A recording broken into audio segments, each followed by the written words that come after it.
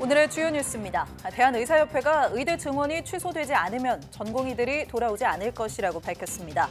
정부는 내년도 대입 수시 모집이 이미 시작됐다며 의대 정원 재논의는 불가능하다고 못 박았습니다. 중소와 중성자를 이용해 한 번의 짧은 치료만으로 종양을 골라 없애는 기기가 국내에서 개발됐습니다. 임상시험에서 희망적인 결과가 나오고 있는데 교모세포종과 같은 난치성 암의 치료 가능성이 열렸다는 평가가 나옵니다. 매년 생산되는 플라스틱의 8분의 1이 아무렇게나 버려져 오염물질로 전락하는 것으로 나타났습니다.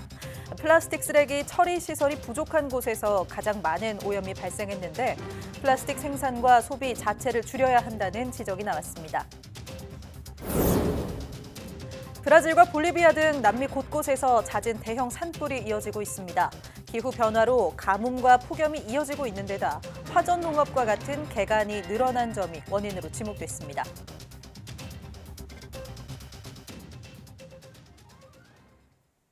여러분 안녕하십니까? 사이언스 투데이 시작합니다. 정부가 내년 연구개발 예산안을 대폭 삭감 전인 지난해보다 확대 편성했지만 과학기술 분야 정부 출연 연구기관의 내년 예산은 오히려 줄어든 것으로 나타났습니다.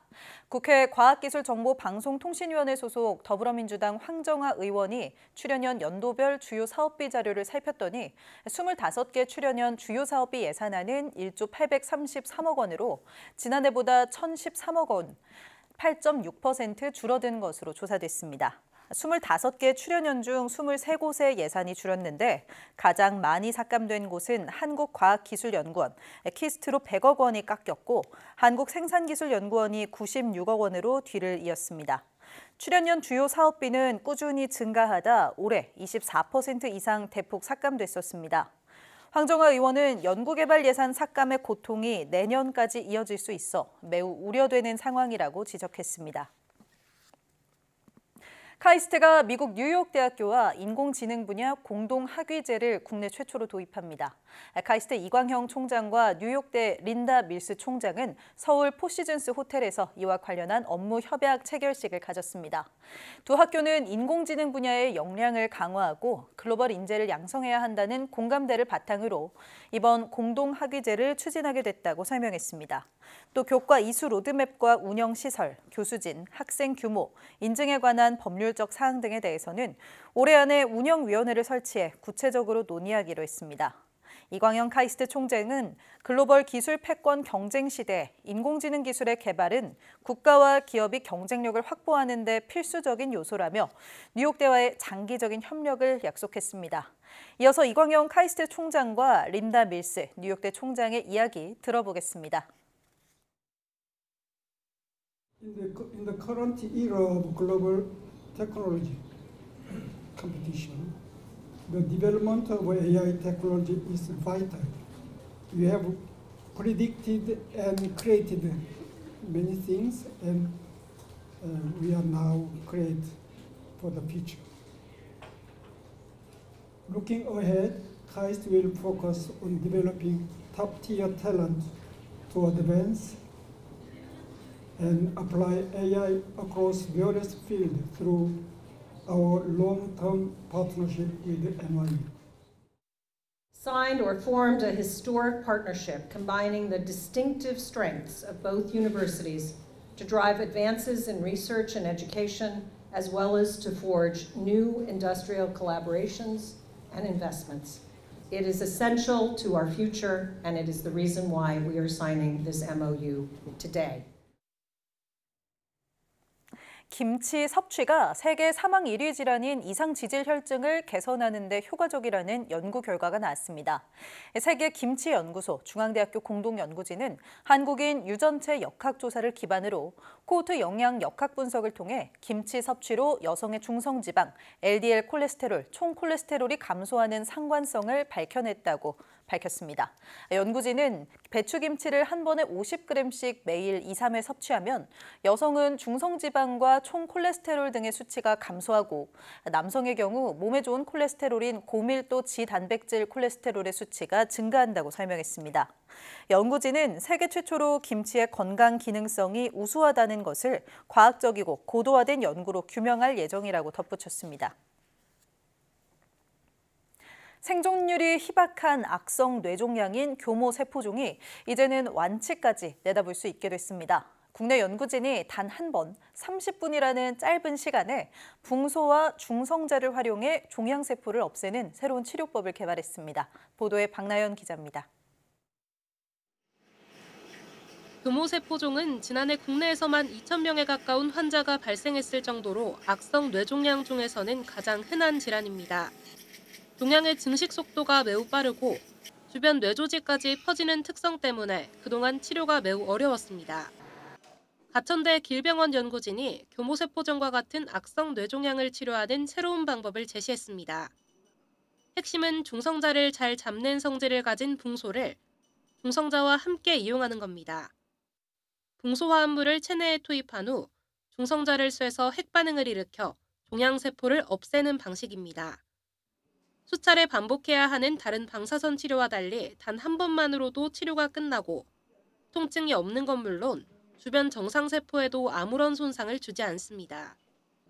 연구진은 지난 2022년 12월부터 올해 1월까지 환자 6명을 대상으로 임상 1상을 진행했습니다. 일상생활은 괜찮고요. 지금 컨디션도 지금 좋은 상태예요. 그래서 지금 일자리를 한번 알아볼까 하고 있어요. 임상에 참여한 환자 대부분이 좋은 효과를 보여 난치성 종양의 근본적 치료에 대한 기대가 커지고 있습니다. 안정성은 어느 정도 확보가 된 것으로 판단이 되고요. 유효성은 이제 임상 이상을 가서 정확하게 더 검증을 해봐야 될 것 같습니다. 뇌종양 중에서도 악성 뇌종양 환자들한테는 좋은 치료 방법이 될 거라고 생각이 됩니다. 연구진은 이번 치료법 개발 과정과 임상 결과를 바탕으로 관련 분야에서의 글로벌 경쟁력을 키우겠다고 밝혔습니다. 또 임상에서 다뤄진 교모세포종 외에도 두경부암, 피부 흑색종 등 난치암으로 치료 범위가 확장될 것으로 내다봤습니다. 연구진은 환자들의 경과를 토대로 이르면 오는 10월 임상 2상을 진행한다는 계획입니다. YTN 사이언스 박나연입니다. 혈관 질환은 전조 증상이 거의 없고 갑작스럽게 발병하는 경우가 많아 무증상의 시한폭탄이라고 불리기도 하는데요. 그만큼 건강한 혈관을 유지하기 위해서는 평소 바른 생활 습관이 중요하다고 합니다. 혈관 건강을 지키는 방법을 백종규 기자가 전해드립니다. 혈관에 문제가 생겨 혈액이 원활하게 돌지 못하면 몸 곳곳에 이상 징후가 나타납니다. 대부분 혈액 안에 있던 지방 성분이 혈관 벽에 쌓여 혈관을 막기 때문인데 여기서 중요한 게 콜레스테롤입니다. 나쁜 콜레스테롤 증가와 좋은 콜레스테롤 감소, 그리고 중성지방이 증가한 상태가 되면 이상지질혈증이 나타납니다. 고지혈증이라고도 부르는 이상지질혈증은 비록 증상이 나타나지 않더라도 동맥경화나 심근경색과 같은 심혈관 질환의 위험을 높입니다. 이 때문에 건강한 혈관을 만들려면 콜레스테롤 수치 정상화가 먼저입니다. 콜레스테롤의 가장 큰 문제는 지금 높아도 아무 증상이 없다는 거기 때문에 사실 젊은 사람들이 치료의 필요성을 이렇게 피부로 잘 체감하지 못하는 경우가 너무 많죠. 평소 혈압 관리도 중요한데 혈압이 높으면 혈관 내벽이 손상되고 콜레스테롤과 중성지방이 더 쉽게 쌓일 수 있는 환경을 만들기 때문입니다. 금연과 절주는 선택이 아니라 필수입니다. 흡연은 혈관에 핏덩어리가 뭉치게 하고 혈관을 좁아지게 해 고혈압과 이상지질혈증과 함께 심장 질환을 일으키는 주요 원인입니다. 과도한 알코올 섭취는 간 기능뿐만 아니라 심혈관 질환에도 치명적이라 어느 종류의 술이든 2잔 정도로 절주하는 게 중요합니다. 소금 섭취를 최대한 줄이고 탄수화물보단 비타민과 무기질, 식이섬유가 많은 채소와 과일, 해조류를 충분히 먹는 등의 바른 식습관도 필요합니다. 또 동물성 지방을 적게 먹고 식물성 지방도 공기 중에 오래 노출되거나 가열하면 해로운 지방으로 변하기 때문에 되도록 먹는 것을 줄여야 합니다. Nutritional issues where high fat and high sugar foods are being consumed. Younger people tend to be becoming overweight, and both of these things are going to lead to heart disease, diabetes. 보통의 체중을 유지하는 것도 혈관 건강에 도움이 되는데 이를 위해서는 심장의 순환 기능을 원활하게 하고 혈관이 확장되도록 하루 30분 주 4회 운동하는 습관을 길러야 합니다. YTN 백종규입니다.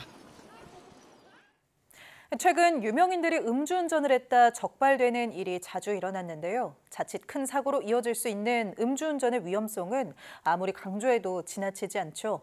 술을 마신 상태에서 운전대를 잡으면 어떤 상황이 벌어지는지 이현정 기자가 가상으로 체험해봤습니다. 혈중 알코올 농도 0.227% 만취 상태로 전동 스쿠터를 몬 그룹 BTS 멤버 슈가에 이어 숙취운전으로 무리를 빚은 전 프로야구 선수 장원삼까지 유명인들의 음주운전이 잇따르면서 비판의 목소리와 경각심이 높아지고 있습니다. 그렇다면 술을 마시고 운전대를 잡는 게 사고 위험을 얼마나 높일까? 음주 상태를 가정해 운전해 볼 수 있는 기기입니다. 먼저 혈중 알코올 농도 0.05% 정도를 설정해 보겠습니다. 가장 낮은 단계인데도 좀 어지럽고 시야가 흐릿합니다. 차선을 자꾸 넘나들게 되는데요. 경로를 이탈하였습니다. 혈중 알코올 농도 0.08% 이상 면허 취소 수치로 조정해 봤습니다. 화면이 전보다 더 울렁거리고 반응 속도도 확연히 느려진 느낌입니다. 시작한 지 1분이 안 되어 사고를 내고 말았습니다.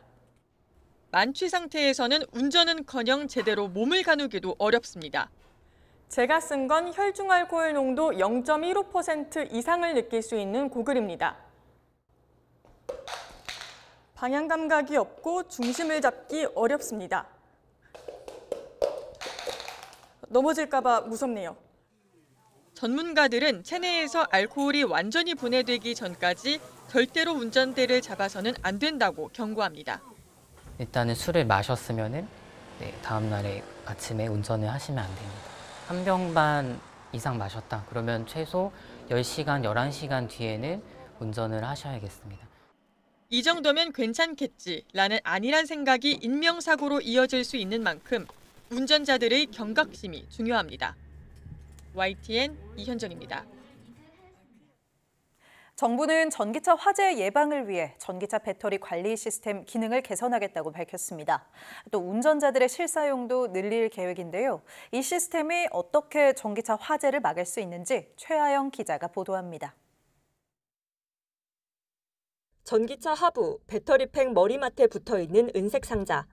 바로 전기차 배터리 관리 시스템 BMS입니다. 전기차 배터리의 전압과 온도, 충전 상태 등을 실시간으로 살피고 과열이나 과충전도 제어합니다. 그래서 전기차 배터리의 두뇌라고도 불립니다. 또 문제가 감지되면 곧바로 운전자에게 문자로 알려주거나 경고등을 띄우고 전기차 시스템을 점검하세요. 이상 징후 정보를 제조사에 전송합니다. 고객님 차량에 배터리 이상으로 경고등이 점등되었습니다. 만약에 고객님께서 원하신다면 견인하여 경고등 관련 수리 후 BMS가 전기차 화재를 예방하는 장치로 떠오르면서 정부가 기능을 고도화하고 운전자의 사용도 늘리기로 했습니다. 국내 완성차 업체들은 BMS 기능이 없는 구형 전기차에 무료로 설치를 추진하고 이미 설치된 차량은 성능을 높여줄 계획입니다. 이와 함께 정부는 올해 안에 BMS의 배터리 위험도 표준을 마련하기로 했습니다.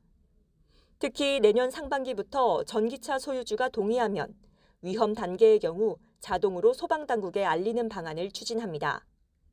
하지만 BMS가 있다고 해서 전기차 화재를 100% 막을 수 있는 건 아닙니다.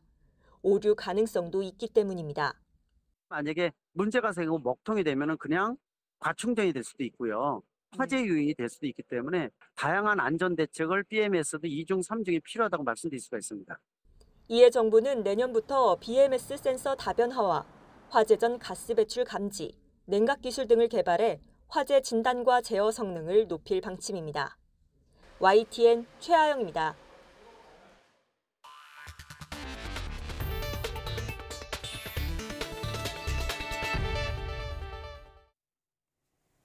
9일부터 2025학년도 수시 모집 원서 접수가 시작됩니다.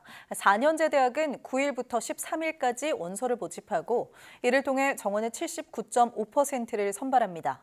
전국 39개 의과대학은 내년에 4,610명을 선발하는데 수시 모집을 통해 67%인 3,118명을 뽑습니다.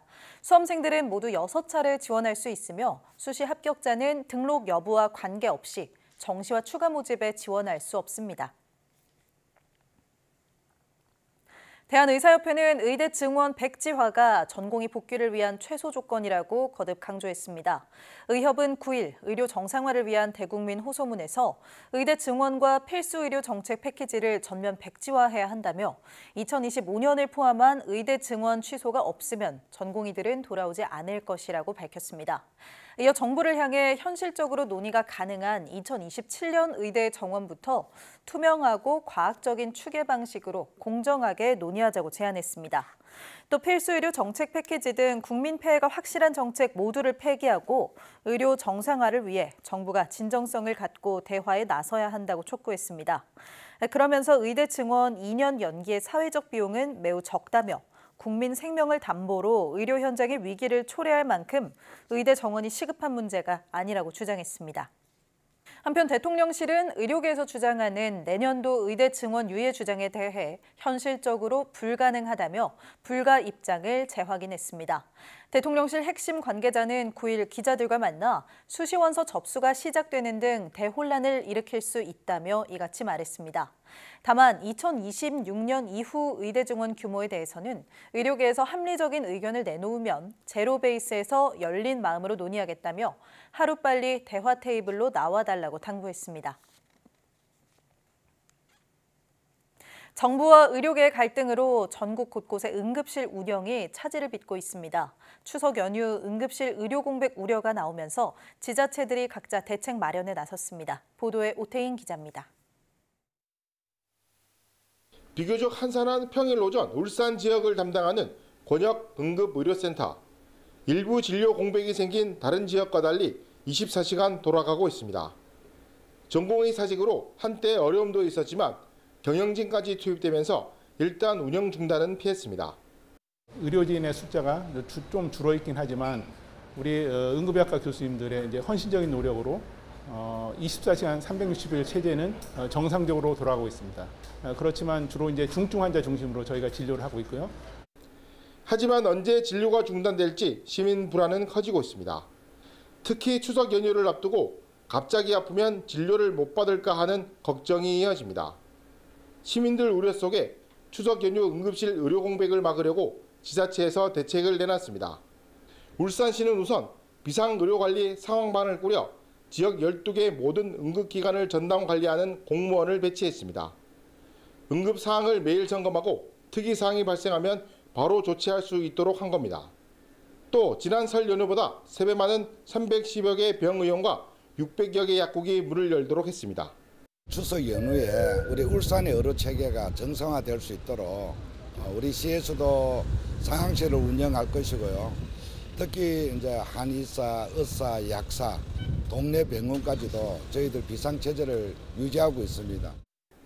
정부와 지자체도 응급실 대란을 막기 위해 다양한 방법을 내놓고 있지만 근본적인 해결 방안은 아니라는 목소리가 커지는 상황. 정부와 의료계 갈등이 빨리 마무리되기만을 바라고 있습니다. YTN 오태인입니다.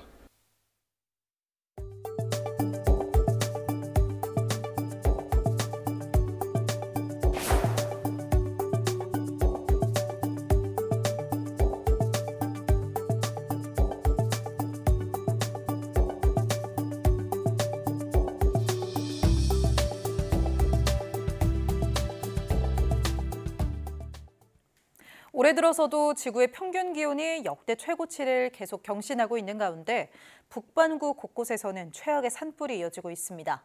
특히 남미 대륙이 산불로 신음하고 있는 가운데 볼리비아는 결국 국가 비상사태까지 선포했습니다. 보도에 유토건 기자입니다. 이달 초 미 항공우주국 나사의 인공위성이 촬영한 사진입니다. 남미 대륙을 관통하는 거대한 연기의 띠가 선명하게 보입니다. 산불로 발생한 연기가 하늘을 뒤덮으면서 대기의 질도 급격히 나빠졌습니다. Fazem uma fumaça muito. Os olhos da gente, a cabeça dói.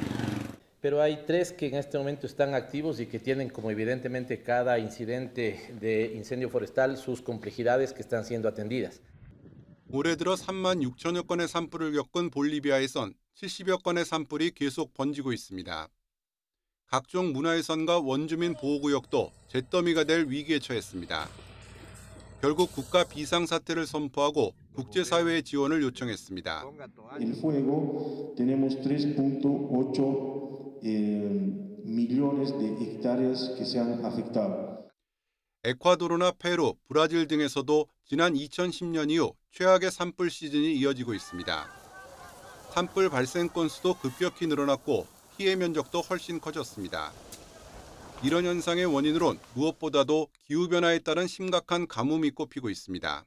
En los 40 años podemos ver que el incremento de temperatura promedio en el departamento es de 1,1 grado, mientras que el promedio a nivel global es de 0,6.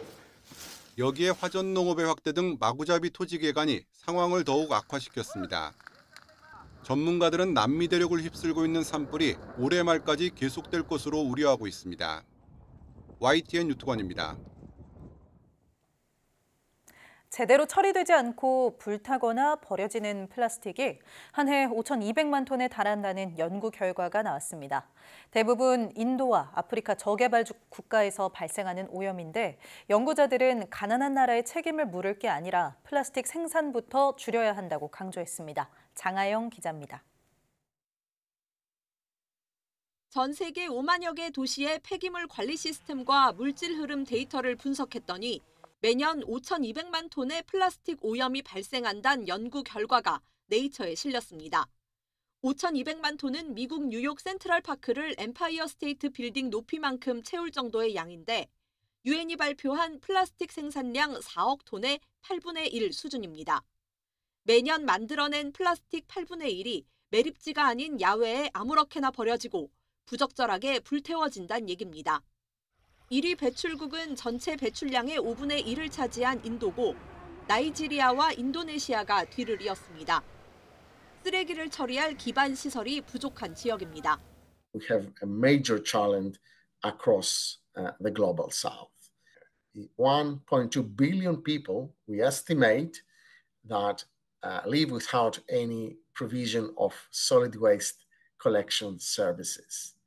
So these people have no option but to dump or burn their waste.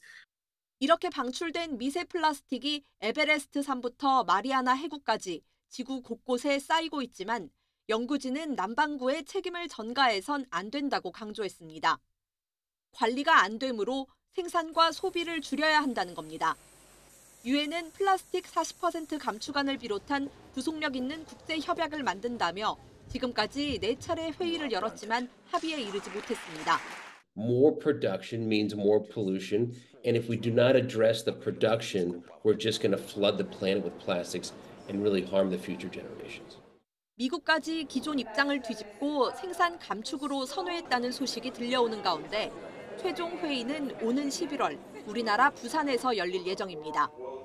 YTN 장하영입니다.